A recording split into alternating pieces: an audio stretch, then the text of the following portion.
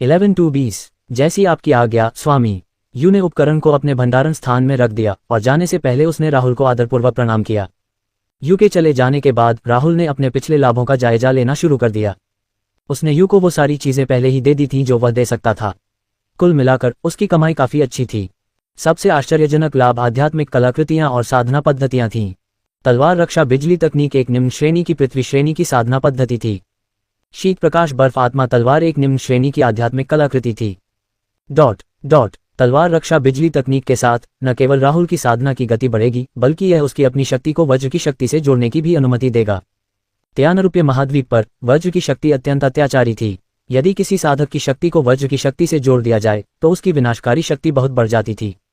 शीत प्रकाश बर्फीली आत्मा तलवार राहुल की युद्ध शक्ति को बढ़ा सकती थी और उसे बर्फ की अतिरिक्त शक्ति भी प्रदान कर सकती थी। अगर साधारण लोग जिन्होंने साधना में कदम नहीं रखा था इसके संपर्क में आते तो वे तुरंत बर्फ की मूर्ति बन जाते। इसके अलावा यदि किसी साधक की शक्ति काफी मजबूत हो तो एक तलवार पूरी नदी को भी जमा सकती है। इन दो शक्तिशाली उपकरणों की सहायता से राहुल को बाद में अधिक उन्नत साधकों से मिलने में जरा भी डर नहीं लगा। बेशक अगर वह स्वर्णकोर राज्य में एक साधक के खिलाफ लड़ना चाहता था तो वह केवल 7वीं श्रेणी की निर्वाण गोली की शक्ति का उपयोग कर सकता था। आखिरकार कुछ प्रतिभाशाली किसान आसानी से राज्यों को पार करके दूसरों को चुनौती दे सकते हैं। यह विशेष रूप से निम्न अवस्थाओं में था जैसे कि शोधन अवस्थाएं और क्यूई रूपांतरण अवस्था जिसमें वे लोग थे जिन्होंने अभी अभी साधना में प्रवेश किया था। सभी प्रकार के दुर्लभ उपकरणों के सहयोग से कई प्रतिभाशाली लोग 3 या 4 अवस्थाओं को भी पार कर सकते थे। बेशक जैसे जैसे किसी की अवस्था बढ़ती गई चरणों को पार करने की कठिनाई भी बढ़ती गई। शायद क्यूई रूपांतरण अवस्था में कुछ प्रतिभाशाली लोग लड़ने के लिए 3 या 4 स्तरों को पार कर सकते हैं, लेकिन अगर उनकी साधना सच्ची सार अवस्था तक पहुंच जाती है तो वे अधिक से अधिक केवल 1 या 2 चरणों को ही पार कर सकते हैं। जब किसी की साधना बैंगनी आत्मा की अवस्था तक पहुंच जाती है तो यदि वे लड़ने के लिए 2 चरणों को भी पार कर सकते हैं तो वे 10,000 में से 1 होंगे और पूर्ण प्रतिभाशाली होंगे। एक बार जब किसी का साधना आधार मूल गठन अवस्था तक पहुंच जाता है तो साधक के मूल में शक्ति अत्यंत असीम हो जाती है। चुनौती देने के लिए चरणों को पार करना अत्यंत कठिन हो जाता है। ऐसी स्थिति में अपराजित रह पाना ही दुर्लभ प्रतिभा है। अगर कोई किसी को चुनौती देने के लिए एक छोटी सी अवस्था पार कर पाता है तो वह 10,000 में से 1 राक्षस होगा। अगर कोई सचमुच एक छोटी सी अवस्था पार कर पाता है तो वह एक पूर्ण राक्षस है।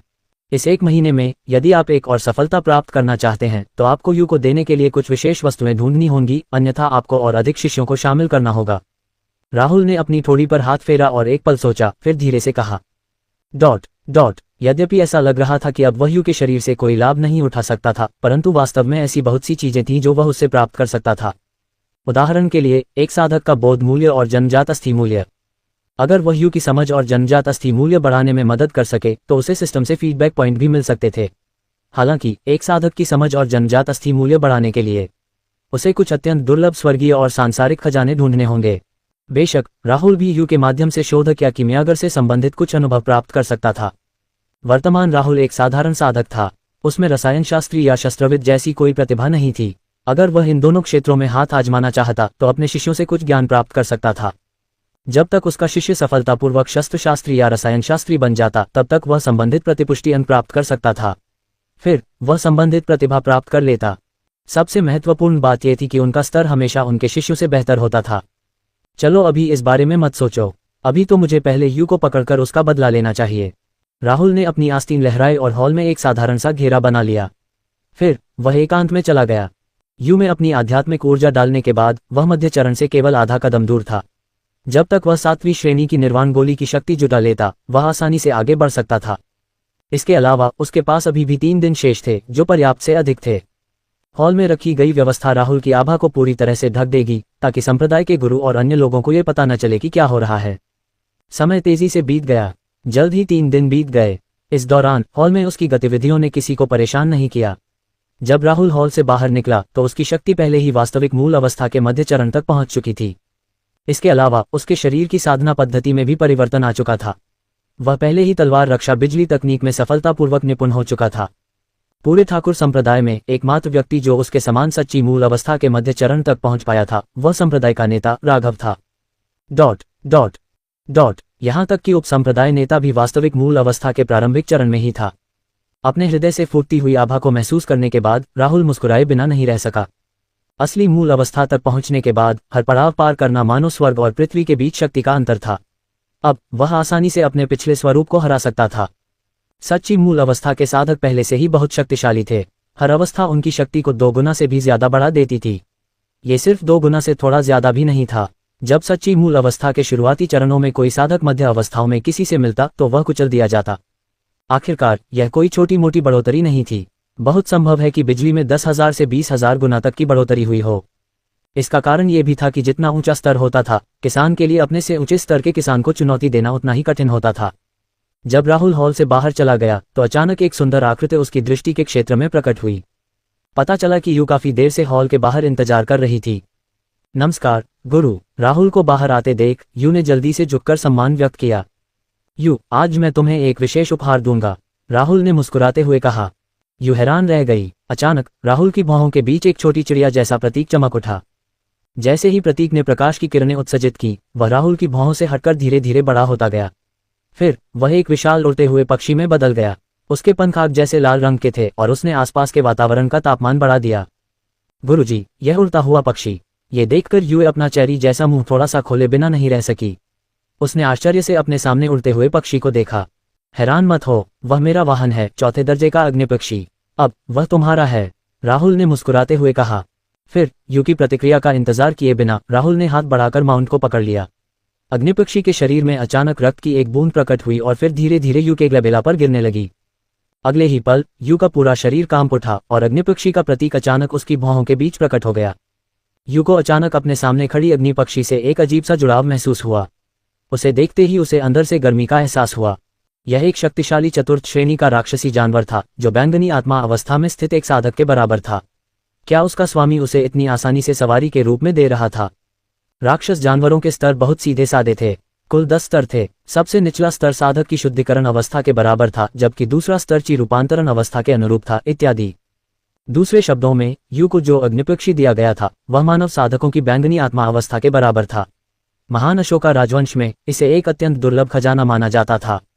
डिंग, मेजबान ने अपने शिष्य को एक अग्निपक्षी Tier 4 माउंट उपहार में दिया है, इसलिए मेजबान को 50 गुना फीडबैक क्रिटिकल हिट मिला है। धधकते प्लम Tier 5 माउंट प्राप्त करने के लिए बधाई।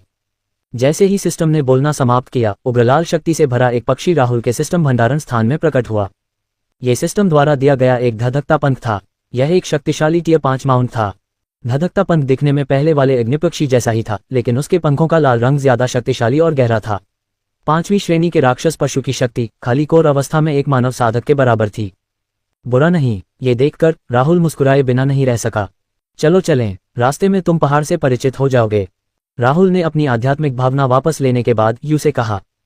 ठीक है, यू ने आज्ञाकारी ढंग से सिर हिलाया, फिर धीरे धीरे अग्निपक्षी को उड़ने के लिए नियंत्रित किया। हर कोई उनके शानदार प्रदर्शन को देख रहा था। डॉट डॉट चीख, अग्निपक्षी ने आकाश की ओर मुंह करके एक लंबी चीख मारी। उसके विशाल पंख अचानक फड़फड़ाए और वह धीरे से राहुल और यू के सामने बैठ गया। जब दोनों उसके पीछे आए तो उसने अपने पंख फड़फड़ाए और ऊंचा उड़ गया। हालांकि जैसे ही अग्निपक्षी ठाकुर कबीले को छोड़ने वाला था, अचानक एक प्रकाश की धारा प्रकट हुई। फिर एक आकृति राहुल और यू के सामने आ खड़ी हुई। एल्डर राहुल, क्या आप ठाकुर कबीले को छोड़ रहे हैं? प्रकाश की धारा धीरे धीरे विलुप्त हो गई और एक सुडौल आकृति वाली महिला प्रकट हुई। Dot dot dot dot dot dot यह महिला पहले एल्डर ज्योति थी। मैं यू को प्रशिक्षण के लिए कबीले से बाहर लाना चाहता हूँ, राहुल ने कहा। देखो, कोई आश्चर्य नहीं, क्या? ये देखकर ज्योति खुद को उत्सुकता से देखने से रोक नहीं पाया। जैसे ही वह कुछ कहने वाली थी, उसके हाव भाव अचानक बदल गए और उसने यू को घूर कर देखा। 9वीं अवस्था QE परिवर्तन अवस्था। जब किसानों के बीच ताकत में अंतर बहुत अधिक होता था तो उच्च खेती स्तर वाले किसान एक नज़र में कमजोर खेती की स्थिति को पहचान सकते थे। बेशक अगर इन कमजोर साधकों के पास अपनी अवस्थाओं को छिपाने के लिए विशेष तरीके होते तो वे सचमुच दूसरों को अपनी साधना के क्षेत्र को देखने से रोक सकते थे। हालांकि यू के पास स्पष्ट रूप से यह नहीं था। इसके अलावा ज्योति की साधना खाली अवस्था के मध्य चरण तक पहुंच गई थी, इसलिए वह स्वाभाविक रूप से यू की अवस्था को एक नज़र में देख सकती थी। तुमने ये कैसे किया? ज्योति ने आश्चर्य से भरे चेहरे के साथ यू को देखा। अगर उसे ठीक से याद है तो 3 दिन पहले तक ये छोटी बच्ची अभी भी 4थे चरण की कमजोर शुद्धिकरण अवस्था में थी। वह इतनी बड़ी अवस्था को एक पल में कैसे पार कर गई? डॉट डॉट सबसे खास बात यह थी कि इस लड़की का आभामंडल बेहद स्थिर था। वह बिल्कुल भी कमजोर नहीं लग रही थी। एल्डर राहुल, आखिर ये क्या है? ज्योति ने अपना सिर घुमाकर राहुल की ओर देखा। एक कमजोर किसान द्वारा मात्र 3 दिनों में इतने बड़े राज्य को पार करने के पीछे और क्या कारण हो सकता है? इसमें केवल 2 ही परिदृश्य हो सकते हैं। सबसे पहले एक साधक ने उसे सब कुछ बहुत जल्दी सिखा दिया होगा, या शायद लड़की ने अपनी साधना में एक दुर्लभ काया जागृत कर ली होगी। हालांकि अगर यह एक दुर्लभ काया भी होती तो भी इतनी जल्दी अवस्थाओं में बदलाव करना नामुमकिन होता। कम से कम ज्योति के ज्ञान के अनुसार ऐसा कोई काया नहीं था जो ऐसा कर सके।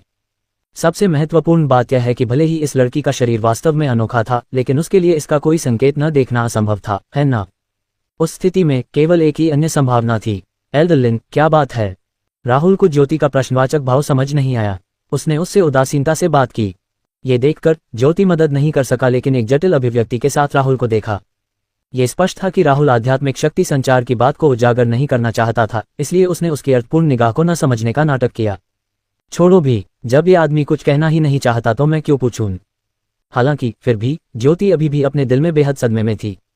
बात कुछ इस तरह है, मेरे 2 शिष्य 2 महीने की ट्रेनिंग के लिए कबीले से बाहर गए हैं। उनके नाम चिंकी और पिंकी हैं। मुझे नहीं पता कि वे अभी कहाँ हैं। अगर एल्डर राहुल उनसे बाहर मिलें तो कृपया उन्हें मेरे लिए कबीले में वापस ले आएं। प्रश्नवाचक चिन्ह। जल्द ही हमारा ठाकुर कबीला एक प्रतियोगिता आयोजित करेगा। प्रतियोगिता के बाद 3 महान कुलों के बीच एक और प्रतियोगिता होगी। कुल नेता ने कहा कि प्रतियोगिता के पुरस्कार बहुत खास हैं, इसलिए मैं अपने दोनों शिष्यों से अनुरोध करता हूं कि वे वापस आकर इसमें भाग लें। ज्योति ने समझाया। विशेष पुरस्कार? ये सुनकर राहुल खुश हुए बिना नहीं रह सका।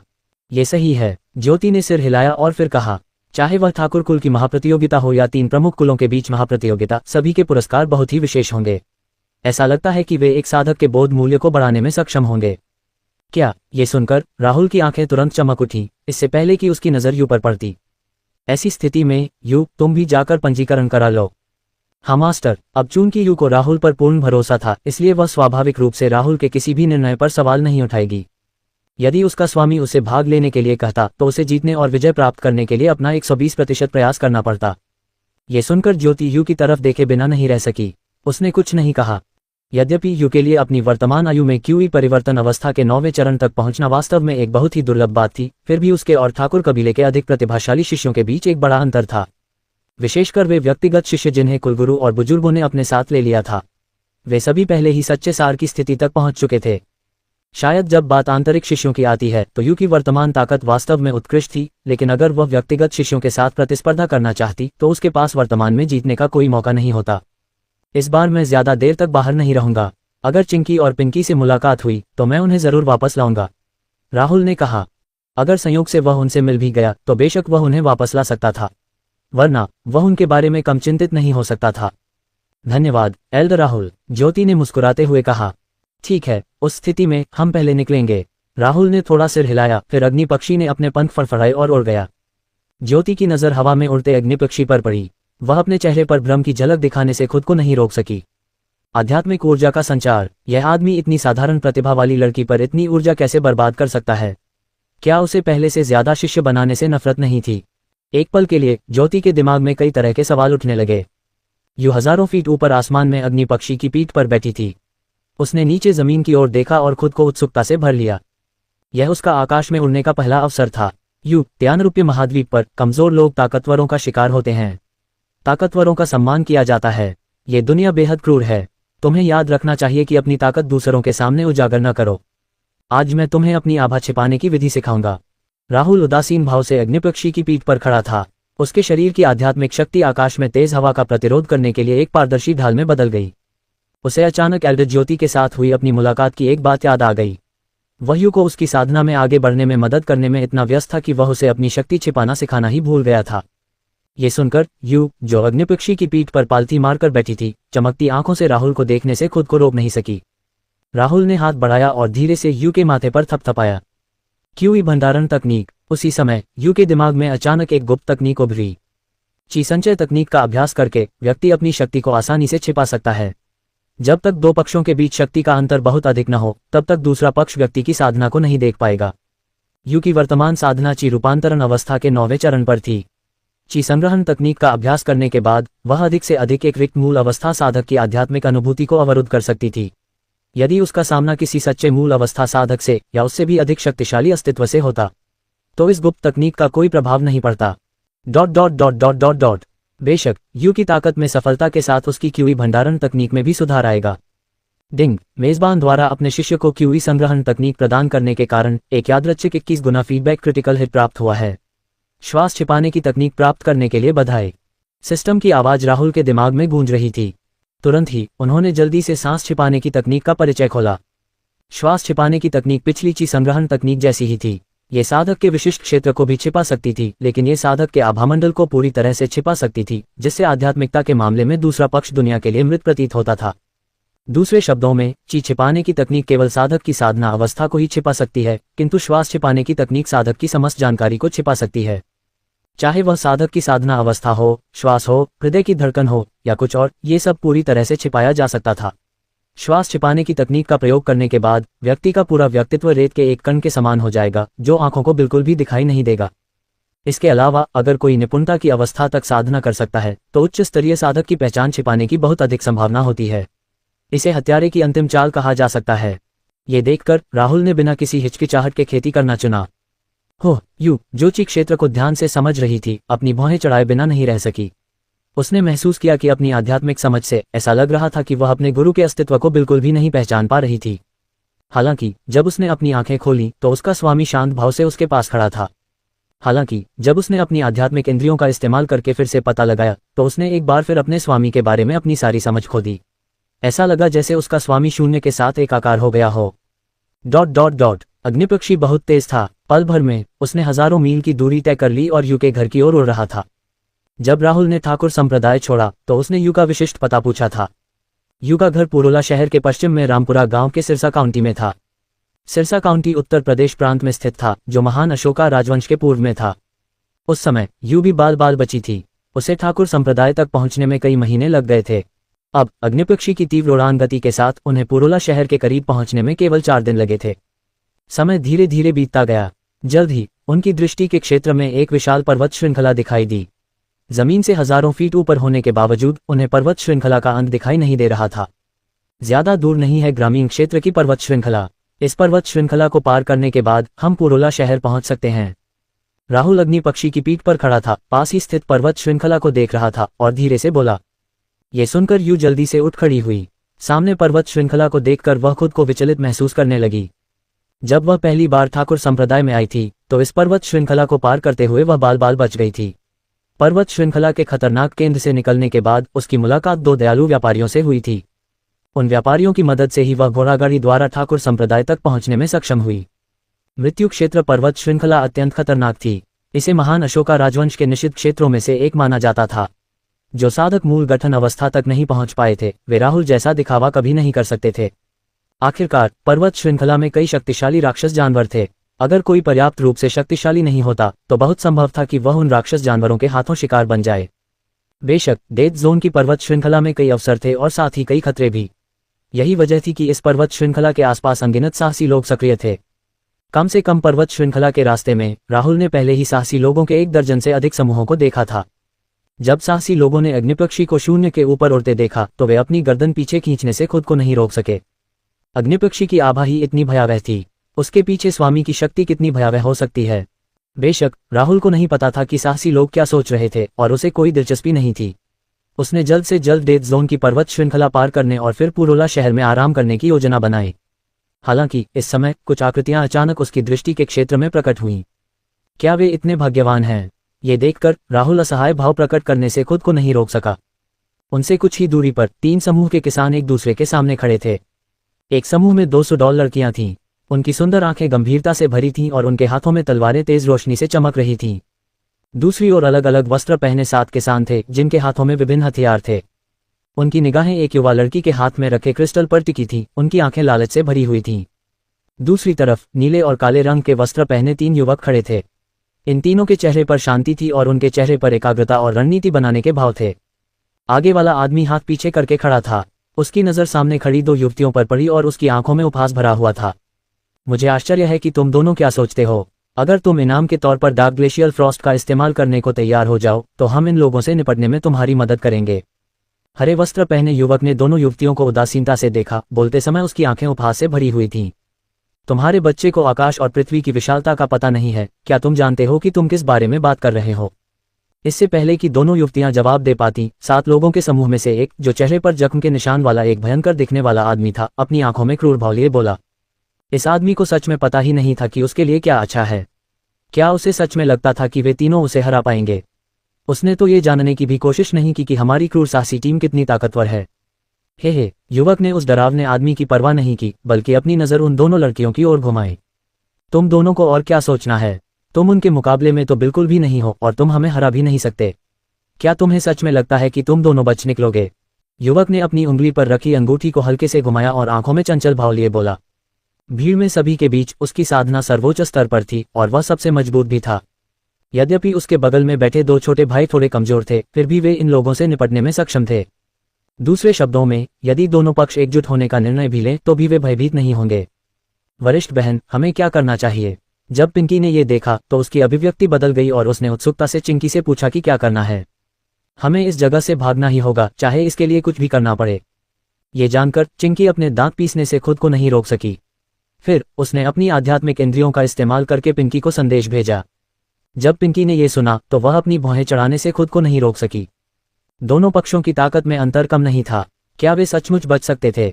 यदि वे केवल क्रूर साहसी टीम का सामना कर रहे होते तो अपनी वर्तमान ताकत के साथ वे अभी भी इस वादे के तहत बच निकलने में सक्षम हो सकते थे कि वे डार्क ग्लेशियल फ्रॉस्ट की सुरक्षा सुनिश्चित करेंगे। ... इतना ही नहीं, यदि वे अपने स्वामी द्वारा छोड़े गए तुरुप के पत्ते का उपयोग करें तो वे साहसी टीम को नष्ट करने में सक्षम हो सकते हैं। हालांकि साहसी टीम के अलावा 3 अन्य शक्तिशाली अस्तित्व भी थे।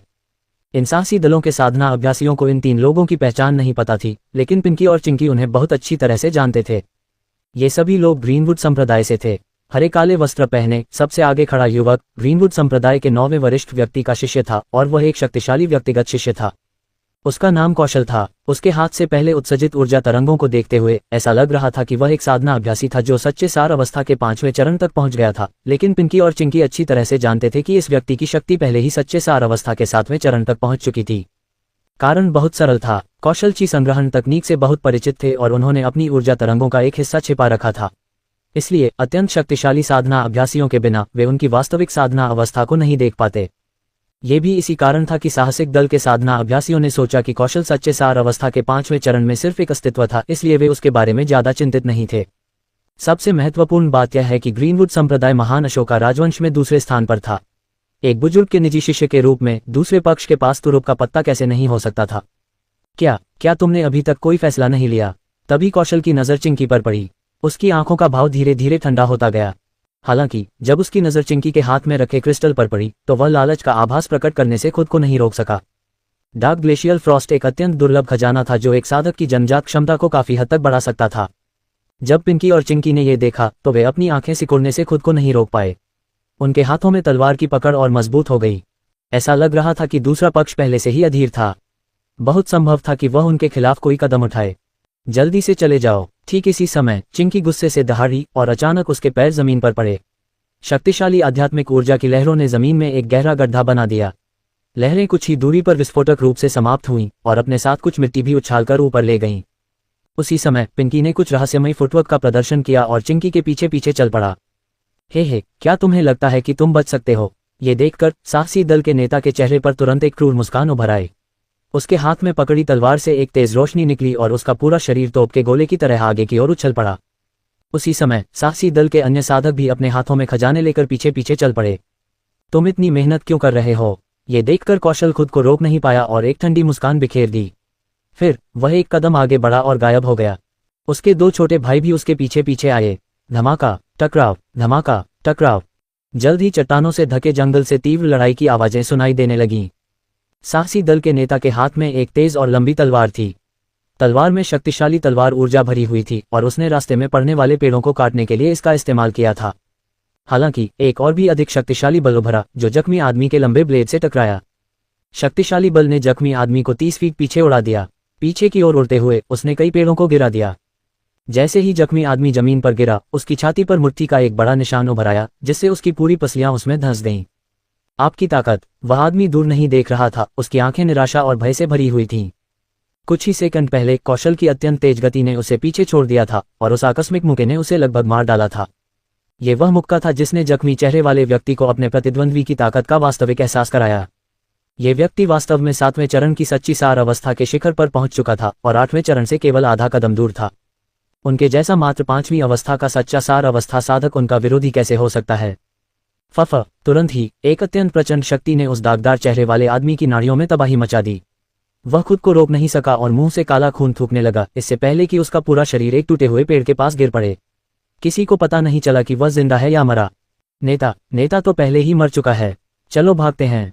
साहसी दल के अन्य साधकों ने यह दृश्य देखा और उनके चेहरे पर अचानक परिवर्तन आ गया।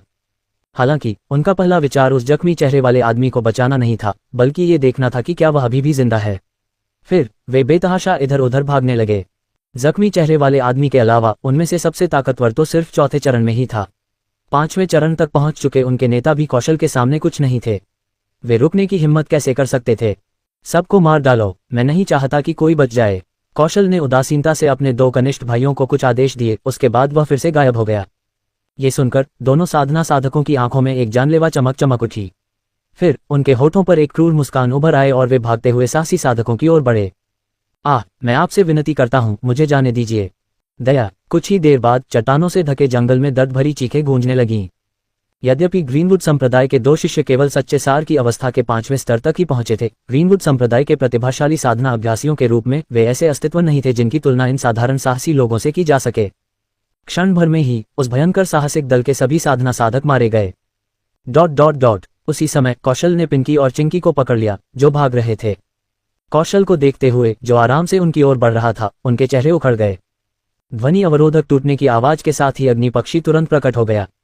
उसी समय कौशल ने अग्नि पक्षी के पीछे 2 आकृतियों को देखा। वे एक अद्वितीय चेहरे और स्वभाव वाले युवक थे और एक नाजुक और सुंदर आकृति वाली युवती थी। यद्यपि वह उस महिला को नहीं जानता था, फिर भी वे उस आदमी से बहुत परिचित थे। ये व्यक्ति ठाकुर संप्रदाय का 5वां बुजुर्ग राहुल था। यद्यपि ठाकुर संप्रदाय महान अशोका राजवंश में केवल 10वें स्थान पर था, फिर भी राहुल की प्रतिष्ठा को नजरअंदाज नहीं किया जा सकता था। ठाकुर संप्रदाय के सबसे युवा बुजुर्ग होने के नाते उन्हें पिछले 500 वर्षों में ठाकुर संप्रदाय के सबसे महान प्रतिभाशाली व्यक्ति के रूप में भी जाना जाता था। उन्होंने 20 वर्ष की आयु में ही रिक्त मूल अवस्था के मध्य चरण को पार कर लिया था। ग्रीनवुड संप्रदाय में भी कई बुजुर्ग राहुल के बारे में बहुत अच्छी राय रखते थे। उनका मानना था कि यह बहुत संभव है कि वह 26 साल की उम्र से पहले ही असली मूल अवस्था तक पहुंच जाए और यहां तक कि 46 साल की उम्र से पहले ही स्वर्णिम मूल अवस्था तक पहुंच जाए। ये ज्ञात होना चाहिए कि महान अशोका राजवंश में स्वर्णकोर राज्य में कृषक पूर्ण शक्ति का प्रतिनिधित्व करते थे। यहां तक कि वसीम, जो सोचते थे कि उनकी प्रतिभा खराब नहीं है, 18 वर्ष की आयु में ही सच्चे सार की 7वीं अवस्था तक पहुंच पाए थे। यद्यपि उन्हें विश्वास था कि वे 20 वर्ष की आयु से पहले बैंगनी आत्मा की अवस्था तक पहुंच सकते हैं, लेकिन वे इस बात की गारंटी नहीं दे सकते थे कि वे 30 वर्ष की आयु से पहले कोर गठन अवस्था तक पहुंच सकते हैं। साधकों के लिए यह एक बहुत बड़ी बाधा थी। किसी की अवस्था जितनी ऊंची होती, उसे पार करना उतना ही कठिन होता। कई साधक 30 वर्ष की आयु तक बैंगनी आत्मा अवस्था के 10वें चरण तक पहुंच चुके थे, लेकिन अधिकांश साधकों को कोर गठन अवस्था में प्रवेश करने से पहले दशकों का समय व्यतीत करना पड़ा। ऐसे कई साधक थे जिन्होंने अपना पूरा जीवन प्रयास किया, लेकिन बैंगनी आत्मा चरण को तोड़ने में असफल रहे। इससे राहुल की प्रतिभा साबित हुई। कौशल ने उसके बारे में कैसे नहीं सुना होगा। वह अब इस किंवदंती को देख रहा था। राहुल को प्रकट होते देख कौशल के चेहरे पर बेहद भद्दा भाव आ गया। उसका शरीर कांपने लगा। उसके दिल में डर का एहसास होने लगा। इस वक्त उसके दिमाग में बस एक ही ख्याल था, और वो था जल्दी से भाग जाना। वो काली बर्फ कुछ भी नहीं थी। इस वक्त अपनी जान बचाना ही सबसे जरूरी काम था जो वो कर सकता था। हालांकि अगले ही पल कौशल को यह जानकर आश्चर्य हुआ कि वह अब और आगे नहीं बढ़ सकता। एक अदृश्य शक्ति ने उसके शरीर को जकड़ रखा था। ये कोर फॉर्मेशन अवस्था की एक भयावह शक्ति थी। उसी समय निकट ही स्थित ग्रीनवुड संप्रदाय के 2 अन्य साधना साधक भी इस अदृश्य शक्ति द्वारा रोक लिए गए और हिलने डुलने में असमर्थ हो गए। हालांकि चिंकी और पिंकी पर इसका जरा भी असर नहीं पड़ा। चीख। ठीक इसी क्षण शून्य में एक ऊंची और स्पष्ट चीख गूंजी। अग्निपक्षी के पंख आग की भयानक लपटों से कांप रहे थे और वह धीरे धीरे एक बड़े पेड़ के ऊपर मंडरा रहा था। हवा के भयानक दबाव ने आसपास के बड़े पेड़ों को भी जमीन पर धकेल दिया। एल्डर राहुल। जब चिंकी और पिंकी की निगाहें अग्निपक्षी की पीठ पर पड़ी तो वे अपनी आंखों में जंगली खुशी प्रकट करने से खुद को नहीं रोक सके। आशा थी राहुल, वह आदर्श जिसकी वे ठाकुर संप्रदाय में पूजा करते थे, यहाँ था। उसकी साधना उनके गुरु के समान ही एक भयावह अस्तित्व थी। खाली कोर अवस्था के मध्य चरण का एक सच्चा विशेषज्ञ। ... यहाँ तक कि अगर कौशल एक राक्षस था तो उसके लिए एक कोर फॉर्मेशन साधक के सामने डार्क ग्लेशियल फ्रॉस्ट को उनसे छीनना असंभव होगा। कौशल एल्डर राहुल का स्वागत करता है। राहुल के भयानक दबाव में कौशल बिल्कुल भी हिल नहीं पा रहा था। फिर भी उसने मुस्कुराने की कोशिश की। वह अपने हृदय में कोसने से स्वयं को रोक नहीं सका। धिक्कार है, ठाकुर संप्रदाय का एक बुजुर्ग ऐसी घटिया जगह पर क्यों आएगा? ये तो बहुत बड़ी मुसीबत होगी। जब उसने सोचा कि एक क्षण पहले वह कितना दिखावटी व्यवहार कर रहा था और अगले ही क्षण उसे थप्पड़ पड़ गया, तो उसे तुरंत बहुत दुख हुआ। तुम बहुत घमंडी हो। एक साधारण शिष्य की हिम्मत कैसे हुई कि मेरे ठाकुर संप्रदाय के बुजुर्गों को नीची नजर से देखे? उसे देखकर राहुल खुद को उपहास करने से नहीं रोक सका। हालांकि ठाकुर संप्रदाय की ताकत की तुलना ग्रीनवुड संप्रदाय से नहीं की जा सकती थी, फिर भी यह एक शक्तिशाली संप्रदाय था जो हजारों सालों से अस्तित्व में था। यह इतना कमजोर नहीं था कि ग्रीनवुड संप्रदाय के आगे झुक जाए। सबसे महत्वपूर्ण बात यह है कि ठाकुर संप्रदाय और ग्रीनवुड संप्रदाय के बीच वैसे भी अच्छे संबंध नहीं थे। कुछ दिन पहले ग्रीनवुड संप्रदाय के बुजुर्गों ने राहुल को घेर लिया था, इसलिए दोनों पक्ष दुश्मन थे। हालांकि चूंकि वसीम ने 30 दिन पहले प्रशिक्षण के लिए संप्रदाय छोड़ दिया था, इसलिए उन्हें इस मामले के बारे में पता नहीं था। ये सब मेरी गलती थी। एल्डर राहुल, मेरी अनजाने में हुई गलती के लिए मुझे माफ कर दीजिए। ये देखकर कौशल ने तुरंत एक और मुस्कुराहट खींची। हे, क्या आपको लगता है कि यह मजेदार है? राहुल ने कौशल को उदासीनता से देखा, इससे पहले कि उसके मूल में की हुई परिवर्तन शक्ति अचानक फट पड़े। ये देखकर कौशल अपने हाव भाव बदले बिना नहीं रह सका। उसके शरीर की हड्डियां कोई आवाज नहीं कर रही थी, बल्कि ऐसा लग रहा था जैसे कोई विशाल पर्वत उस पर दबाव डाल रहा हो। वह खुद को घुटनों के बल बैठने से नहीं रोक सका। चिंकी और पिंकी ने पास ही खड़े होकर यह नजारा देखा। वे बहुत खुश हुए। कौशल पहले बहुत घमंडी था और उसका चेहरा गर्व से भरा हुआ था, लेकिन अब वह एल्डर राहुल के सामने कुत्ते की तरह मुस्कुरा रहा था। ये वह परम शक्ति थी जो केवल महान शक्ति वाले लोगों के पास ही हो सकती थी। केवल दबाव पर निर्भर रहकर वह एक और 7वें चरण के सच्चे सार अवस्था वाले प्रतिभाशाली साधक को स्थिर करने में सक्षम हो गया तथा उसे लगभग घुटने टेकने तथा दया की भीख मांगने पर मजबूर कर दिया। एल्डर राहुल, मेरे स्वामी शादाब हैं, कृपया मेरे स्वामी पर दया करें। कौशल घुटने टेकना नहीं चाहता था। उसके शरीर से एक शक्तिशाली ऊर्जा फूट पड़ी और उसने बड़ी मुश्किल से राहुल के दबाव का विरोध किया। एक क्षण के लिए कौशल का चेहरा बेहद लाल हो गया और उसकी त्वचा से नीली नसें लगभग फूट पड़ीं। शादाब, ये सुनकर राहुल की आंखें तुरंत ठंडी हो गईं। शादाब ग्रीनवुड संप्रदाय के 9वें वरिष्ठ व्यक्ति थे और उन लोगों में से एक थे जिन्होंने उन्हें घेर लिया था। धमाका! तुरंत ही राहुल ने वास्तविक मूल राज्य की सभी भयानक शक्तियों को उन्मुक्त कर दिया। एक क्षण में कौशल और ग्रीनवुड संप्रदाय के अन्य 2 साधक जमीन पर दब गए। उफ! तीनों एक साथ खून से लथपथ हो गए। वे बुरी तरह घायल हो गए। ये दबाव, ये देखकर कौशल की पुतलियां अचानक सिकुड़ गईं और उसके चेहरे का भाव पूरी तरह बदल गया। उसने पहले कभी इतना भयानक दबाव महसूस नहीं किया था, यहां तक कि अपने मालिक से भी नहीं। यह असली मूल अवस्था का दबाव है। ये कैसे संभव है? वह असली मूल अवस्था तक कैसे पहुंच सकता है? एक पल के लिए कौशल की आंखें अविश्वास से भर गईं। राहुल को तो शून्य कोर अवस्था के मध्य चरण में होना चाहिए था। उस पर एक सच्चे कोर क्षेत्र साधक का भयानक दबाव क्यों था? क्या वह केवल 20 वर्षों की साधना के बाद ही वास्तविक मूल अवस्था तक पहुंच गया था? यहां तक कि ग्रीनवुड संप्रदाय के संस्थापक भी युवावस्था में ऐसा नहीं कर सके थे। एल्डर राहुल, कौशल ने तुरंत डर से भरे चेहरे के साथ चिल्लाया। उसे राहुल की पुतलियों में हत्या का इरादा पहले से ही महसूस हो रहा था। यह आदमी संभवतः उसे मारने वाला था। पहले तो वह ज्यादातर डरा हुआ था और इस बात से चिंतित था कि राहुल उसे सजा देगा, इसलिए वह इतना डरावना भाव प्रकट नहीं करना चाहता था। हालांकि अब उसे राहुल की हत्या की मंशा का आभास हो गया था। वह मर सकता है, वह हिम्मत नहीं करेगा, है ना? एक पल के लिए कौशल की आंखें अविश्वास से भर गईं। अगर वह सचमुच राहुल के हाथों मारा गया तो ग्रीनवुड संप्रदाय ठाकुर संप्रदाय पर युद्ध की घोषणा कर सकता था। ठाकुर संप्रदाय इससे कैसे बच सकता था? एल्डर राहुल, कृपया। हालांकि इससे पहले कि कौशल दया की भीख मांग पाता, राहुल ने धीरे से अपना हाथ उठाया, भाव शून्य। जब कौशल ने यह देखा तो वह तुरंत डर गया। एल्डर राहुल, जल्दबाजी मत करो। अगर तुम मेरे खिलाफ कोई कदम उठाओगे तो ग्रीनवुड संप्रदाय निश्चित रूप से हार नहीं मानेगा। कौशल ने डर से भरे चेहरे के साथ चिल्लाया। चिंता मत करो, तुम्हारे जाने के बाद मैं जल्द ही शादाब को तुम्हें ढूंढने के लिए भेजूंगा। जहां तक ग्रीनवुड संप्रदाय की बात है, उन्हें भी तुम्हारे साथ ही दफनाया जाएगा, राहुल ने उदासीनता से कहा। फिर कौशल की हताश अभिव्यक्ति के जवाब में राहुल ने अपना हाथ हल्के से हिलाया। एक भयानक शक्ति जो पहाड़ों को ध्वस्त कर सकती थी और चट्टानों को तोड़ सकती थी, अचानक प्रस्फुटित हुई। गड़गड़ाहट! एक क्षण में ग्रीनवुड संप्रदाय के 3 साधक शून्य में बदल गए और दुनिया से गायब हो गए। चिंकी और पिंकी, जो पास ही में थे, इस पूरे दृश्य को देख रहे थे और लगभग वहीं जड़वत होकर देखते रह गए। क्या एल्डर राहुल ने सचमुच कौशल को मार डाला था? क्या उसे इस बात की चिंता नहीं थी कि ग्रीनवुड संप्रदाय ठाकुर संप्रदाय से बदला लेगा? उन दोनों ने सोचा कि राहुल अधिक से अधिक कौशल को उसके अंग तोड़कर या ऐसा ही कुछ करके दंडित करेगा। वे कुछ नहीं कर सकते थे। ग्रीनवुड संप्रदाय बहुत शक्तिशाली था। वे महान अशोका राजवंश में दूसरे सबसे शक्तिशाली संप्रदाय थे। ठाकुर संप्रदाय आमतौर पर ग्रीनवुड संप्रदाय को अपमानित करने की हिम्मत नहीं करता था। उन्होंने कभी यह उम्मीद नहीं की थी कि एल्डर राहुल उसे मारने में इतना निर्णायक होगा। हालांकि कौशल की मौत से उन्हें थोड़ी राहत मिली थी, लेकिन अब वे ज्यादा डरे हुए थे। अगर ग्रीनवुड संप्रदाय ने ठाकुर संप्रदाय से बदला लिया तो वे उससे कैसे निपटेंगे। चूंकि राहुल का दबाव केवल कौशल और अन्य लोगों पर ही था, इसलिए चिंकी और चिंकी को यह नहीं पता था कि राहुल की साधना पहले ही वास्तविक मूल अवस्था तक पहुंच चुकी थी। तुम किसका इंतजार कर रहे हो? जल्दी आओ और यहाँ आओ। राहुल की आवाज धीरे धीरे उनके कानों तक पहुंची। आह, ठीक है। ये सुनकर दोनों को होश आया और वे अग्निपक्षी की पीठ पर कूद पड़े। अगले ही पल अग्निपक्षी ने आकाश की ओर मुंह किया और एक लंबी चीख निकाली, फिर अपने पंख फड़फड़ाए और दूर उड़ गया। आपकी मदद के लिए धन्यवाद एल्डर राहुल। चिंकी और पिंकी अग्निपक्षी के पीछे आए और राहुल को सम्मानपूर्वक प्रणाम किया। वे पहले कभी राहुल के इतने करीब नहीं आए थे। जिस मूर्ति की वे इतने लंबे समय से प्रशंसा करते आए थे, उसे देखकर उनके गाल जलने से नहीं बच पा रहे थे। उनके दिल जोर जोर से धड़क रहे थे। राहुल न केवल बेहद प्रतिभाशाली था, बल्कि वह बहुत सुंदर भी था। उसका स्वभाव भी अद्वितीय था।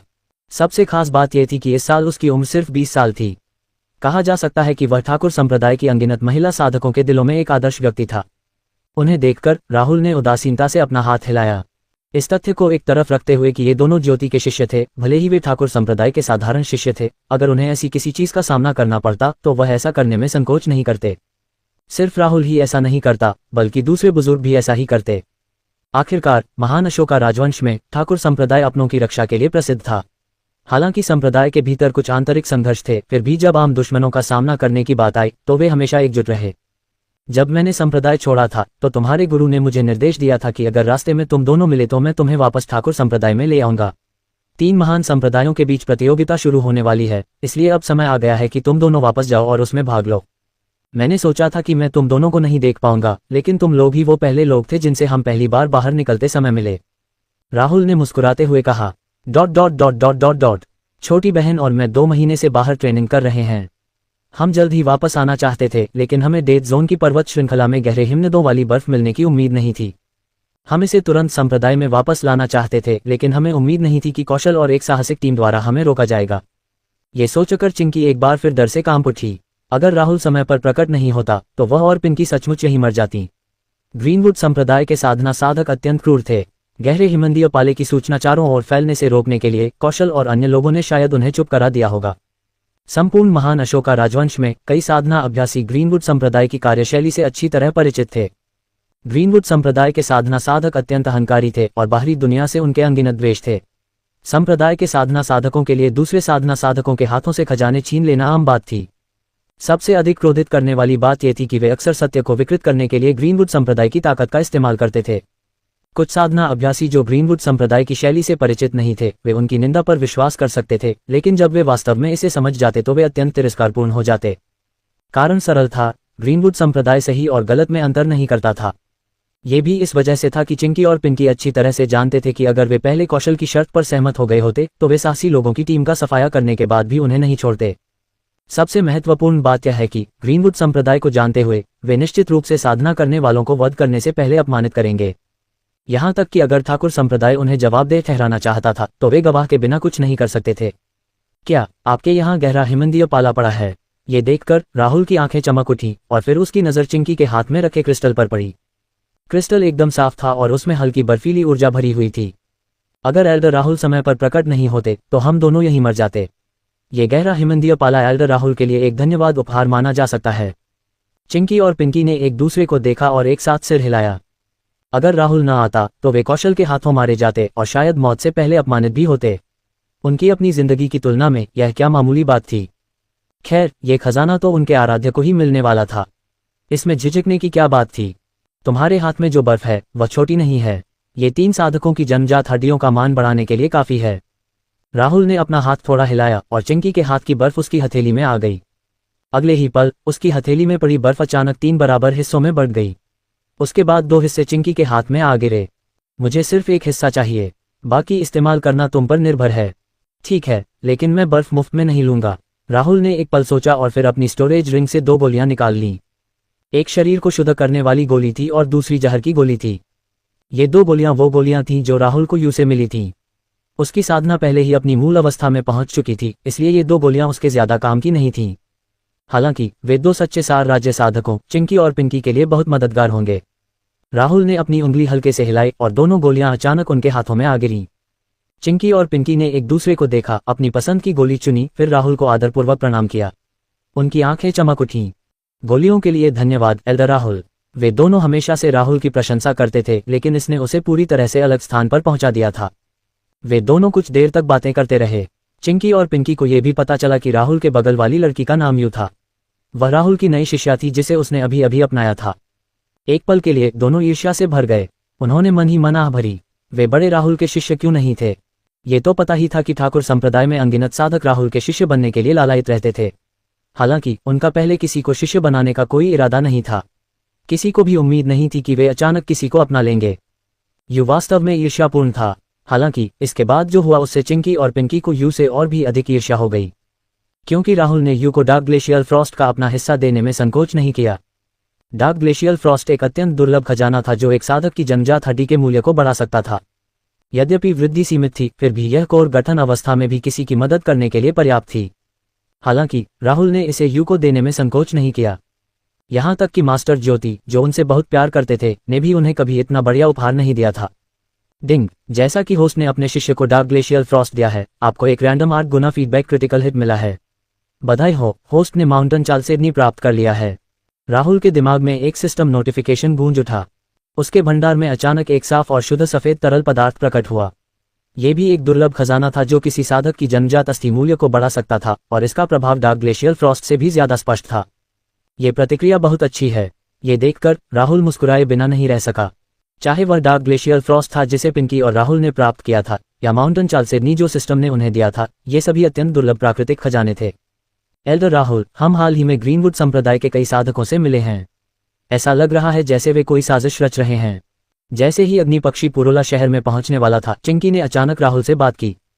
ग्रीनवुड संप्रदाय गुप्त रूप से कुछ योजना बना रहा है। ये सुनकर राहुल अपनी बाहें उठाए बिना नहीं रह सका। ये सही है। मुझे यकीन है कि एल्डर राहुल भी जानते होंगे कि ग्रीनवुड संप्रदाय पिछले कुछ सालों में तेजी से ज्यादा साधकों की भर्ती कर रहा है। ये सही है। क्या इन दोनों चीजों के बीच कोई संबंध है? राहुल ने पूछा। चिंकी ने कहा, इन नए शिष्यों को महान अशोका राजवंश के प्रांतों में नियुक्त किया गया है। उनका दावा है कि वे वहां के डाकुओं का सफाया करना चाहते हैं। और सबसे अजीब बात यह है कि वे वास्तव में ऐसा कर रहे हैं। ग्रीनवुड संप्रदाय के सामान्य व्यवहार से सभी भली भांति परिचित थे। वे अहंकारी थे, दूसरों से जादुई खजाने छीन लेते थे और हर जगह दुश्मन बना लेते थे। इसके अलावा वे अपनी शक्ति का इस्तेमाल सच्चाई को तोड़ मरोड़ कर पेश करने के लिए करते थे, जिससे अनगिनत साधना साधकों का क्रोध भड़क उठता था। हालांकि क्योंकि वे बहुत शक्तिशाली थे, कई साधना अभ्यासी केवल क्रोधित हो सकते थे, लेकिन उनके खिलाफ बोलने का साहस नहीं कर पाते थे। अगर उन्होंने अपने शिष्यों को प्रांतों से चीजें चुराने के लिए भेजा होता तो किसी को इसमें कोई अजीब बात नहीं लगती। लेकिन अगर वे सचमुच डाकुओं का सफाया करना चाहते थे और शूरवीर और धर्मी बनना चाहते थे, तो यह अजीब बात थी। ये लोग कभी भी परोपकारी व्यवहार नहीं करेंगे। उन्हें डाकुओं से छुटकारा पाने की क्या परवाह थी? ओह, ये सुनकर राहुल अपनी भौहें चढ़ाए बिना नहीं रह सका। वह इस मामले को यू के गांव के नरसंहार से जोड़ने से खुद को नहीं रोक सका। क्या ये दोनों घटनाएं जुड़ी हो सकती हैं? राहुल अपनी ठुड्डी पर हाथ फेरने और सोचने से खुद को रोक नहीं सका। यदि यू के गांव के विनाश का वास्तव में ग्रीनवुड संप्रदाय से कोई संबंध था, तो उसके पास उन्हें मारने का एक और कारण होगा। हालांकि फिलहाल उन्हें कोई सबूत नहीं मिल सका, इसलिए वह इस मामले को अपने तक ही रख सके। जैसे जैसे रात धीरे धीरे गहराती गई, राहुल और अन्य लोग अंततः अग्निपक्षी पर सवार होकर पुरोला शहर पहुंचे। पुरोला शहर महान अशोका राजवंश के पूर्व में स्थित था और यह अत्यधिक हिंसा का स्थान था। इसका कारण बहुत सरल था। पुरोला शहर डेथ जोन की पर्वत श्रृंखला में स्थित था, जहां पाताल लोक का जंगल और फॉग झील का मिलन होता था। यदि राहुल को कम से कम समय में उत्तर प्रदेश प्रांत पहुंचना था, तो उसे पुरोला शहर पार करना होगा। बेशक कमजोर साधना स्तर वाले कुछ किसान पुरोला से बचना पसंद करेंगे और यात्रा के लिए सुरक्षित मार्ग का उपयोग करेंगे। आखिर पुरोला शहर बाकी जगहों से अलग था। इस शहर में कोई नियम कानून नहीं थे। कहा जा सकता है कि जंगल के कानून का सख्ती से पालन होता था और ताकतवर लोगों का बहुत सम्मान किया जाता था। जब तक कोई पर्याप्त मजबूत था, वे नियम निर्धारित करते थे। महान अशोका राजवंश के शाही परिवार को इस जगह की कोई परवाह नहीं थी। आखिरकार पुरोला शहर एक सुदूर इलाके में स्थित था और वे इसके बारे में ज्यादा कुछ नहीं कर सकते थे। जब तक कोई बड़ी घटना नहीं घटी, उन्होंने शहर की ओर से आंखें मूंद लीं। पुरोला शहर बेहद अव्यवस्थित जगह थी। अगर किसी के पास एक खास स्तर की ताकत नहीं होती, तो वह वहां जाने की हिम्मत नहीं करता। चिंकी और पिंकी ने इस शहर के बारे में केवल किताबों में सुना था और इससे पहले कभी यहां कदम नहीं रखा था। वहां पहुंचने के कुछ ही देर बाद वे फायरबर्ड के पीछे से नीचे उतर आए। जब चिंकी और पिंकी ने देखा कि अग्निपक्षी यू की भौहों के बीच के स्थान में प्रवेश कर गया है, तो वे चौंकने से खुद को नहीं रोक सके। क्या इस अग्निपक्षी का मालिक बड़ा ये नहीं होना चाहिए? यू के पास ये क्यों था? क्या ऐसा हो सकता है कि एल्डर राहुल ने अपना वाहन यू को दे दिया हो? ये सोचते ही वे दोनों एक दूसरे की ओर देखने से खुद को रोक नहीं पाए, उनकी आंखें आश्चर्य से भर गईं। यू द्वारा अग्निपक्षी को अपने पास रखना यह साबित करने के लिए पर्याप्त था कि इन दोनों के बीच गहरा रिश्ता था। एक पल के लिए चिंकी और पिंकी को लगा कि उनके दिल में दर्द है और उनकी आंखें ईर्ष्या से भर गई हैं। एल्डर राहुल यू के लिए बहुत अच्छे थे। मैं इस बात से बहुत परेशान हूँ। काश मैं एल्डर राहुल का शिष्य होता। दोनों एक दूसरे के इरादों को अच्छी तरह जानते थे। अगर वे पहले से ही एल्डर ज्योति के शिष्य नहीं बने होते तो वे जरूर राहुल को शिष्य के रूप में स्वीकार करने के लिए मनाने की कोशिश करते। जरा सोचो, अगर वे उसके जैसे सुंदर, प्रतिभाशाली और युवा व्यक्ति के शिष्य बन सकें तो कितना आनंद होगा। एक पल के लिए चिंकी और पिंकी को बहुत पछतावा हुआ। एल्डर राहुल जैसा सुंदर व्यक्ति अनगिनत लड़कियों के दिलों में भगवान के समान था। राहुल को पता नहीं था कि चिंकी और पिंकी क्या सोच रहे थे। वह उन्हें पुरोला शहर ले आया। जैसे ही वे शहर में दाखिल हुए उन्हें पता चला कि जल्द ही वहां नीलामी होने वाली है। इस अस्त व्यस्त शहर में अनगिनत साहसी लोग इकट्ठा हुए थे। उनमें से ज्यादातर साधक थे जो पहले पाताल लोक के जंगल और मृत्यु क्षेत्र के पहाड़ों में जा चुके थे। उनके एकत्र होने के स्थान के रूप में पुरोला शहर स्वाभाविक रूप से अनगिनत खजानों से भरा हुआ था। ऐसा कहा गया कि पुरोला शहर में हर दिन एक छोटी नीलामी आयोजित की जाती है और हर 30 दिनों में एक बड़े पैमाने पर नीलामी आयोजित की जाएगी। अभी पिछली नीलामी को ठीक 30 दिन हुए थे, इसलिए शहर में बड़े पैमाने पर नीलामी होने वाली थी। राहुल और बाकी लोगों को एक सराय मिली। वहां बसने के बाद उसने अपने भंडार में रखे सारे सोने के सिक्के निकालने शुरू कर दिए। लो, ये सोने के सिक्के लो। अगर तुम्हें कुछ पसंद आए तो खरीद लो। एक नवधनाढ्य व्यक्ति की तरह राहुल ने सोने के सिक्कों का ढेर यू की ओर फेंक दिया। पूरे कमरे को रोशन कर रहे सोने के सिक्कों के पहाड़ को देखकर यू पूरी तरह दंग रह गई। उसके बगल में चिंकी और पिंकी भी वहीं जड़वत खड़े रहे। ये बहुत अधिक सोना था जिससे यू और अन्य दो पर तेज रोशनी पड़ रही थी। इन सभी सोने के सिक्कों की कीमत कुल कितनी होगी? कम से कम करोड़ों में। अरे बाप रे! यू अभी भी अचंभित थी। चिंकी, जिसने सबसे पहले प्रतिक्रिया दी थी, अपनी लार निगलने से खुद को रोक नहीं पाई। उसने जिंदगी में इतने सारे सोने के सिक्के कभी नहीं देखे थे। एक पल के लिए तो वह दंग रह गई। जैसा कि ठाकुर संप्रदाय के एक बुजुर्ग से उम्मीद की जाती है, उसके पास ढेर सारे सोने के सिक्के थे और वह उन्हें यू को जेब खर्च के तौर पर दे रहा था। आखिरकार राहुल ने यू से कहा था कि जो भी उसे पसंद हो वो खरीदे। क्या वो जेब खर्च नहीं था? उसने उसे इतनी जेब खर्ची भी दी थी। क्या इसका मतलब यह था कि उसकी अंगूठी में अभी भी सोने के सिक्के बाकी थे? हे भगवान, उनके पास इतना अमीर मालिक क्यों नहीं था? एक पल के लिए चिंकी और पिंकी एक दूसरे को देखने और व्यंग्यात्मक मुस्कान देने से खुद को रोक नहीं सके। उन्हें ऐसा महसूस हुआ जैसे वे पूरी तरह से असहाय हैं और उन्हें ऐसा लग रहा था जैसे दुनिया बहुत अन्यायपूर्ण है। दुनिया में इससे ज्यादा दुखद कुछ नहीं था। उन्हें स्पष्ट रूप से सबसे उत्तम गुरु मिल चुके थे, पर वह उन्हें अपने साथ नहीं रखना चाहते थे। जैसी कि उम्मीद थी, घास हमेशा दूसरी तरफ हरी थी। उन दोनों को यह नहीं पता था कि सोने के सिक्कों का ये पहाड़ ही राहुल के नाम पर था। जब उनकी साधना अपनी मूल अवस्था में पहुंच गई तो सांसारिक स्वर्ण मुद्राएं उनके लिए उतनी महत्वपूर्ण नहीं रहीं। उन्होंने दुर्लभ साधना संसाधनों को अधिक महत्व दिया। बेशक अगर वह अपनी अंगूठी में रखे स्वर्गीय खजानों को सोने के सिक्कों में बदल दे तो वह वास्तव में इसे कहीं अधिक ऊंचा सोने का पहाड़ इकट्ठा कर सकता है। मूर्ख लड़की, तुम इसे क्यों नहीं रख रही हो? राहुल मुस्कुराया और यू को याद दिलाया, जो अभी भी अचंभित था। यदि यू ने इसे स्वीकार नहीं किया तो वह सिस्टम की प्रतिक्रिया से महत्वपूर्ण लाभ प्राप्त नहीं कर पाएगा। गुरु, आपका धन्यवाद। यू जानती थी कि उसके स्वामी ने जो कुछ उसे दिया है उसे अस्वीकार नहीं किया जा सकता। उसने सोने के उस पहाड़ को अपनी अंगूठी में रख लिया। डिंग, मेजबान ने अपने शिष्य को 32,510,000 स्वर्ण मुद्राएं दी हैं, इसलिए आपको 10 गुना फीडबैक क्रिटिकल हिट मिली है। बधाई हो, मेजबान को 325,100,000 स्वर्ण मुद्राएं मिली हैं। सिस्टम की आवाज राहुल के दिमाग में गूंज उठी। हे, नीलामी घर जाकर कुछ पैसे खर्च करने का समय आ गया है। ये सुनकर राहुल मुस्कुराए बिना नहीं रह सका।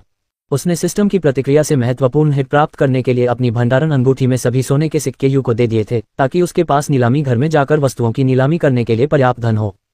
पुरोला शहर में 3 प्रमुख ताकतें थीं जो सबसे अधिक शक्तिशाली थीं और नीलामी घर उनमें से एक था। पुरोला शहर में अपनी जगह बनाने के लिए किसी को नीलामी घर का साथ चाहिए होता था। हालांकि यह कोई आसान काम नहीं था। ऐसी अफवाह थी कि एक शुरुआती दौर के खाली कोर स्टेट साधक ने नीलामी घर चलाया था। ... नीलामी घर का मुख्यालय पुरोला शहर के केंद्र में था। ऐसे शहर में जहां ताकतवर लोग कमजोर लोगों पर हमला करते थे, ऐसे केंद्रीय क्षेत्र पर कब्जा कर पाना ही अपनी महानता साबित करने के लिए काफी था। राहुल ने उन पर थोड़ा सा दबाव डाला ही था कि नीलामी घर के कर्मचारियों ने उसे बड़े सम्मान के साथ अंदर बुला लिया।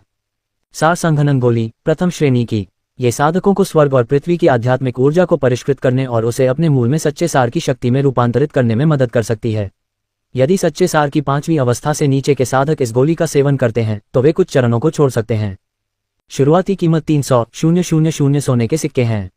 मैंने 360,000 स्वर्ण मुद्राओं की बोली लगाए। मैंने 390,000 की बोली लगाए। मैंने 430,000 की बोली लगाए। जैसे ही सेक्सी महिला नीलामीकर्ता की आवाज गूंजी, नीलामी हॉल में कई आवाजें गूंज उठीं। क्या पहली श्रेणी की सार संघनक गोली इतनी महंगी है? ये दृश्य देखकर यूए हैरान हुए बिना नहीं रह सकी। यद्यपि उसने अनुमान लगाया था कि प्रथम श्रेणी की गोली की कीमत कम नहीं होगी, लेकिन उसे ये भी ठीक से पता नहीं था कि सोने के सिक्कों की कीमत कितनी होती है। आखिरकार यू केवल 2 वर्षों से ही ठाकुर संप्रदाय से जुड़ी थी, इसलिए उसका ज्ञान और अनुभव बेहद सीमित था। संप्रदाय के बाहर उसका ज्यादातर ज्ञान धर्मग्रंथों के भंडार से या अन्य शिष्यों की चर्चाओं से आया था। यू एक ऐसी लड़की थी जिसने अभी तक दुनिया का अनुभव नहीं लिया था। यू जानती थी कि उसके पिता की सालाना आय 50 सोने के सिक्कों से भी कम थी। हालांकि ये मामूली 50 सोने के सिक्के उसके परिवार का साल भर का गुजारा आसानी से कर सकते थे। उनके पिछड़े गांव में यदि किसी की वार्षिक आय 90 स्वर्ण मुद्राएं थी तो उसे पहले से ही धनवान माना जाता था। एक साधारण सी पहली दर्जे की दवा की गोली की कीमत 3 लाख सोने के सिक्के, यह उसके लिए बिल्कुल अकल्पनीय था। यदि प्रथम श्रेणी की औषधीय गोली की कीमत पहले से ही इतनी हास्यास्पद थी, तो उस तृतीय श्रेणी की औषधीय गोली की कीमत कितनी होगी जो मास्टर ने उसे पहले उपहार में दी थी। पिछले कुछ दिनों में गुरु ने उसे जो स्वर्गीय और सांसारिक खजाने और स्वर्ण मुद्राएं भेंट की थी, उनका क्या हुआ? उन चीजों का कुल मूल्य कितना होगा? कोर फॉर्मेशन अवस्था में भी कुछ साधकों के पास शायद इतनी संपत्ति न हो, है ना? ये सोचते हुए यूए ने एक जटिल अभिव्यक्ति प्रस्तुत की। उसके मालिक ने उसके साथ बहुत अच्छा व्यवहार किया। क्या वह सचमुच इस जीवन में अपने मालिक की दयालुता का बदला चुका सकती थी? राहुल को समझ नहीं आ रहा था कि यू क्या सोच रही है। हॉल में नीलाम हो रही चीजों को देखकर वह बोर होने से खुद को रोक नहीं पाया। यद्यपि महिला उद्घोषक ने पहले ही कई खजानों की नीलामी कर दी थी और नीलामी हॉल में किसान तीव्र बोली लगा रहे थे, फिर भी वह इसमें रुचि नहीं ले रहा था। बेशक राहुल ने जाने का फैसला नहीं किया।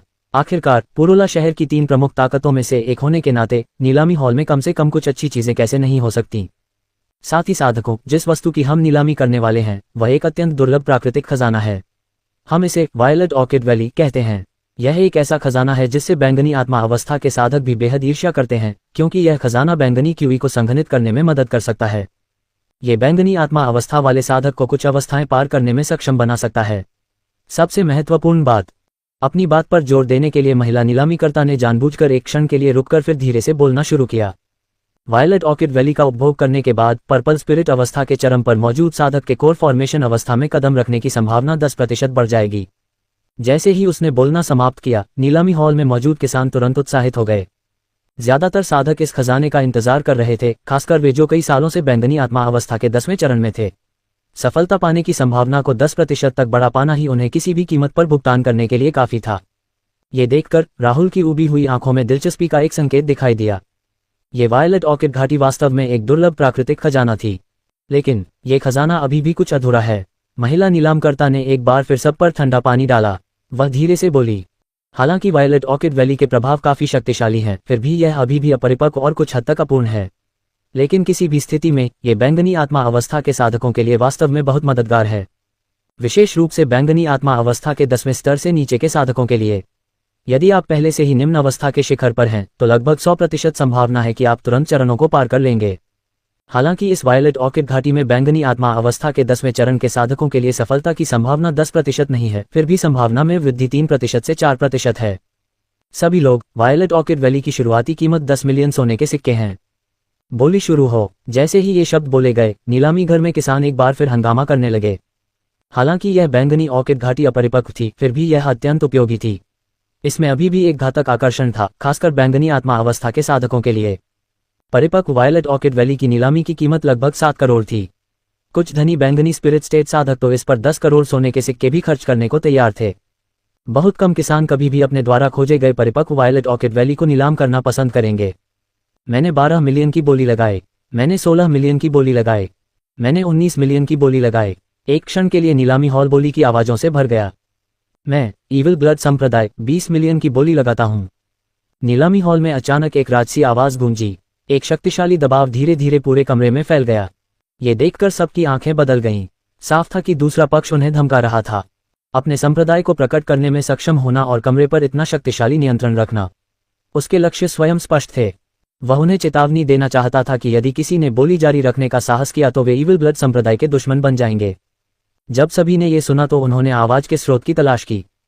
प्रश्नवाचक चिन्ह। तंत्र मैक्स। उन्होंने देखा कि जो व्यक्ति बोल रहा था वह एक अर्धनग्न मध्यम आयु का व्यक्ति था जिसका शरीर काफी मांसल था। जब उस अधेड़ उम्र के आदमी ने भीड़ की नजरों से नजरें मिलाईं तो उसकी नजरें जरा भी नहीं बदलीं, बल्कि उसके चेहरे पर एक ठंडी मुस्कान तैर गई।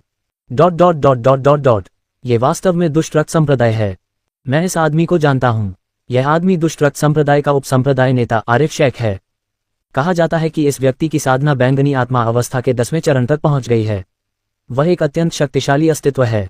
सबसे महत्वपूर्ण बात यह है कि इस व्यक्ति की साधना 10 साल पहले बैंगनी आत्मा अवस्था के 10वें चरण तक पहुंच गई थी। विशेष स्वर्गीय और सांसारिक निधियों की सहायता के बिना उसके लिए मूल निर्माण अवस्था में प्रवेश करना व्यावहारिक रूप से असंभव है। अब जब वह इतनी दुर्लभ बैंगनी ऑर्किड घाटी देख रहा है तो वह निश्चित रूप से इसे नहीं छोड़ेगा। छोड़ो भी, दुष्ट रक्त संप्रदाय अतुलनीय रूप से शक्तिशाली है। बेहतर होगा कि हम हार मान लें। आखिरकार अभी तो एक आखिरी खजाना आना बाकी है। एक पल के लिए तो सबके चेहरे बदल गए।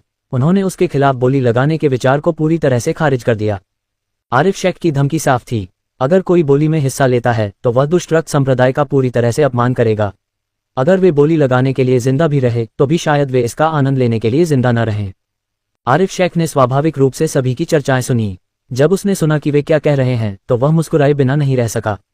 कम से कम उन्हें अपनी जगह तो पता थी, वरना हम। इसी समय नीलामी हॉल में एक धीमी आवाज गूंजी, मैंने 21 मिलियन की बोली लगाए। जब आरिफ शेख ने यह सुना तो उसके चेहरे की मुस्कान गायब हो गई। उसकी आंखें तुरंत ठंडी हो गईं। वह इस आवाज के मालिक से परिचित था। वह शैडो टावर का उपनेता राजेश था। दुष्ट रक्त संप्रदाय और शैडो टावर बेहद शक्तिशाली थे। हालांकि पुरोला शहर में उनके कुछ संबंध थे, लेकिन उनका असली मुख्यालय टिहरी शहर में था जो 250 मील दूर था। सबसे महत्वपूर्ण बात यह थी कि इन दोनों महान गुटों में खाली कोर चरण के प्रारंभिक चरण में साधक थे और वे अत्यंत शक्तिशाली थे। दोनों पक्ष एक दूसरे के विरोधी थे। विशेषकर कुछ महीने पहले से, जब इविल ब्लड संप्रदाय और शैडो टावर के बीच एक बड़ी लड़ाई हुई थी। इस महान युद्ध में दोनों पक्षों के नेताओं को भारी चोटें आई थीं तथा कोई भी पक्ष वास्तव में जीत नहीं पाया था। वे नीलामी हॉल में एक औषधीय गोली पर बोली लगाने के लिए पुरोला शहर आए थे। अगर उन्हें ये गोली मिल जाए तो वे अपने नेताओं के जख्मों को पूरी तरह से ठीक कर पाएंगे। इस तरह न सिर्फ वे दोनों गुटों के बीच महायुद्ध में जीत हासिल कर पाएंगे, बल्कि दूसरे पक्ष का पूरी तरह से सफाया भी कर पाएंगे। मैं 22 मिलियन का बर्ड हूं। आरिफ शेख की आंखें बर्फ की तरह ठंडी थीं जब वह बोल रहा था। 24 मिलियन, राजेश ने उदासीनता से कहा। वे दोनों बैंगनी आत्मा अवस्था के 10वें चरण में थे। वायलेट ऑर्किड घाटी का प्रलोभन कोई छोटा नहीं था। मैंने 25 मिलियन की बोली लगाई है। राजेश, क्या तुम्हारा शैडो टावर सचमुच हमारे इविल ब्लड संप्रदाय का कट्टर दुश्मन बनना चाहता है? ये सुनकर आरिफ शेख अपनी ठंडी मुस्कान बिखेरने से खुद को रोक नहीं पाया। राजेश को देखते हुए उसकी आंखें बर्फ की तरह ठंडी हो गईं। क्या ये साफ नहीं है? मैंने 26 मिलियन की बोली लगाई है। राजेश की नजरें उपहास से भरी थीं जब उसने आरिफ शेख को देखा। उसने उदासीनता से कहा, हम अपने शैडो टावर की ताकत के साथ, क्या तुम्हारे पास सचमुच मुझसे मुकाबला करने लायक सोना है? मुझे मत बताना कि तुम सचमुच इस अधूरी वायलेट ऑर्किड घाटी की खातिर उस औषधीय गोली को त्यागना चाहते हो। क्या तुम अपने नेताओं को ठीक नहीं करना चाहते? आरिफ शेख के होठों पर ठंडी मुस्कान आ गई जब वह बोल रहा था। वे नीलामी हॉल में वायलेट ऑर्किड घाटी के कारण नहीं, बल्कि उस दवा के कारण आए थे जिसकी नीलामी होने वाली थी। यदि उन्होंने वायलेट ऑर्किड घाटी पर बहुत अधिक सोने के सिक्के खर्च कर दिए तो उनके पास हीलिंग एलिक्सिर औषधि के लिए बोली लगाने के लिए पर्याप्त धन नहीं होगा। किसी को यह जानना था कि उस उपचारात्मक अमृत औषधि में इन दो महान गुटों के जीवन और मृत्यु का अधिकार था। अगर आप चिंतित नहीं हैं तो मुझे किस बात का डर है? राजेश ने शांति से कहा। मैं 3 करोड़ की बोली लगाऊंगा। अगर हिम्मत है तो बोली लगाते रहो। आरिफ शेख ने धीरे से एक बोली लगाई और फिर मुस्कुराते हुए राजेश की ओर देखा। जब राजेश ने यह सुना तो उसकी अभिव्यक्ति बदल गई। मनोज की वास्तविक जीवन की कहानी पॉप फैंटेसी से कोसों दूर है। वायलेट ऑर्किड घाटी बेशकीमती थी, लेकिन यह अधूरी वस्तु 3 करोड़ की नहीं थी।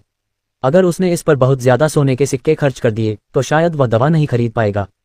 एक और, इससे कोर फॉर्मेशन अवस्था तक पहुंचने की उसकी संभावनाएं बढ़ जाएंगी। दूसरी ओर, उसका यह निर्णय शैडो टावर के भविष्य को प्रभावित करेगा। वह पहले से ही जानता था कि उसे क्या चुनाव करना चाहिए। ठीक है, अगर मैं इसे तुम्हें दे दूं तो क्या होगा? राजेश ने उदासीनता से कहने से पहले कुछ देर सोचा। 30 मिलियन, एक बार जा रहे हैं। 30 मिलियन, 2 गुना हो रहा है। 30 मिलियन, 3 गुना बढ़ गया। वायलेट ऑर्किड वैली की बोली जीतने पर इविल ब्लड संप्रदाय के उपनेता को बधाई। महिला नीलामीकर्ता के शब्दों के अनुसार वायलेट ऑर्किड घाटी अंततः आरिफ शेख की हो गई। ये वाकई हास्यास्पद है। सिर्फ इसलिए कि तुम्हें सफलता पाने का एक छोटा सा मौका चाहिए था, तुमने असल में 3 करोड़ खर्च कर दिए। आरिफ शेख, ओह आरिफ शेख, तुमने तो पूरे इविल ब्लड संप्रदाय का भविष्य ही बर्बाद कर दिया है। हमारे नेता के घायल होने के बाद हम तुम्हारे पूरे संप्रदाय का सफाया कर देंगे। मुझे डर है कि तब तुम वायलेट ऑर्किड घाटी का आनंद लेने के लिए जिंदा भी नहीं बचोगे। जब राजेश ने यह देखा तो वह उसका मजाक उड़ाने से खुद को नहीं रोक सका। दोनों बड़े गुटों के पास लगभग बराबर की संपत्ति थी।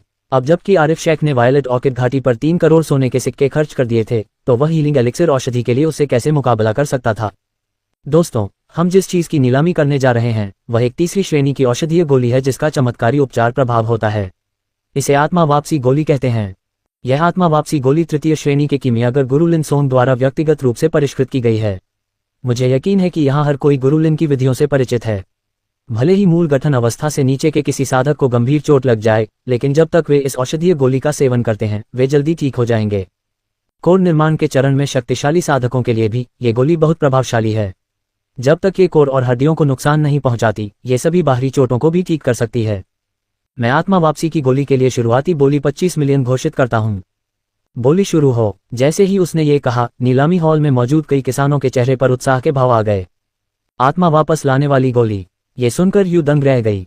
क्या ये वही गोली नहीं थी जो उसके मालिक ने उसे तब दी थी जब उसने उसे अपना मालिक मान लिया था?